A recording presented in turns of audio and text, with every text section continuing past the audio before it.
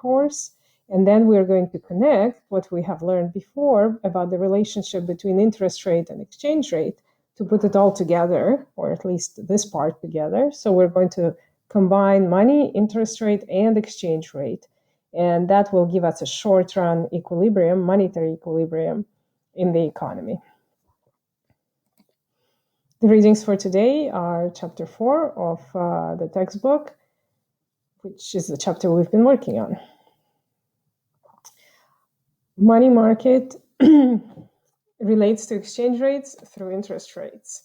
So in the US, there is a money market that determines interest rate in equilibrium. The same money market, say in Europe, also determines interest rate in equilibrium. And as we learned last time, or a week ago rather, these two interest rates, when combined through the foreign exchange market, give us the exchange rate through the uncovered interest parity relationship that we learned. The money market in the US is driven by the demand for money and real money balances supplied by the US Federal Reserve System. Similarly, in Europe, the European money market is determined by the demand for euro and the supply of euro that's decided by the policies of the European system of central banks, or the European Central Bank, if easier. Like that. So you can see that one country unilaterally cannot really affect the exchange rate. What the exchange rate is depends on monetary policy in both at home and abroad. So we're going to get back to that diagram, but first let's chew on what the money is.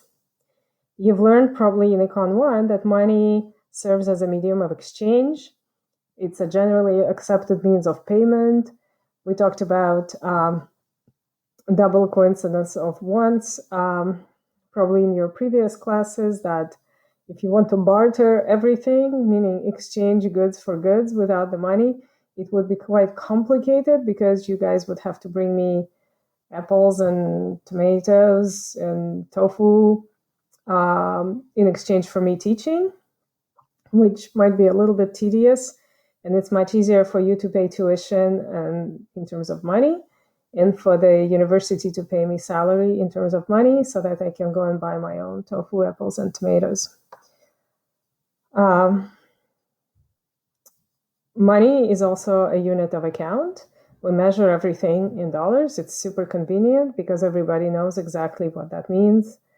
It would be very hard to measure things in something else. In particular, when you talk about the prices, when everything is measured in dollars, when you have N goods in the economy, you have N prices. But if you don't have one unit of measurement, then you have to talk about all the relative prices. In fact, how much is my lecture worth in terms of apples or tomatoes or tofu? I would have to give you a whole long list of prices in order for you to pay me in real goods rather than money for my services. Finally, money is a store of value. You can transfer a purchasing power from today to the future by just keeping your money under the mattress or putting it in a bank. So it's a financial asset, but it's a bad one because it doesn't pay very high interest. In fact, the real interest on money is negative if we have positive inflation. So when you think of money, when we talk of money in this class, we think of money as an asset that is widely used and accepted as means of payment. And what's important is that money is very liquid. So you can easily get rid of money if you want to exchange it for something, for say another currency. But the downside, it pays very little or no or negative return. And that's usually something you have to keep in mind, that the more liquid is an asset, the less interest it pays. Because if you want to hold an illiquid asset, you need to be compensated by higher interest rate so that you're willing to hold it. How money amount is measured? It actually depends on the country. pretty much universally, M0 or H is called either cash or currency in circulation or high-powered money, is pretty much to calculate. That's how much money is in the circulation. That's important because the money that Federal Reserve holds in its vaults is not in circulation, so it's actually not counted. So M0 is not the total amount of money that has ever been printed in the US. The money is actually printed by contractors on request of the Treasury. But the Fed decides how much money to put in circulation. And so monetary base in the US is controlled by the Fed, even though the money is actually printed by the Treasury.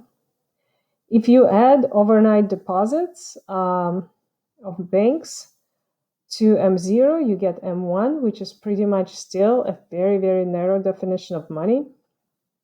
And then if you start adding other things, all the deposits with maturity of less than 2 years, deposits redeemable within 3 months notice, checking accounts, you get M2.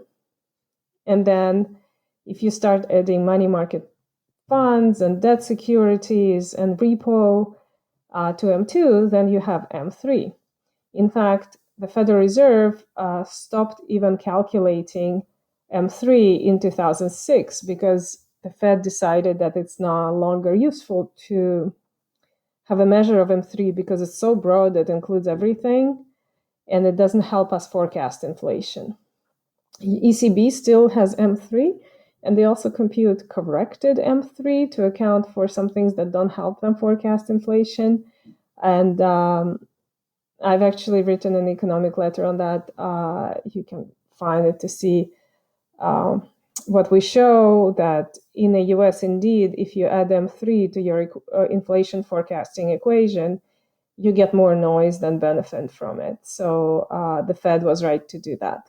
But it's an interesting piece of trivia. So let's look a little bit at the data for the monetary aggregates in the US and the monetary aggregates in the European Union. And we're going to do that in the second part of this video because I have to change some settings to follow the links.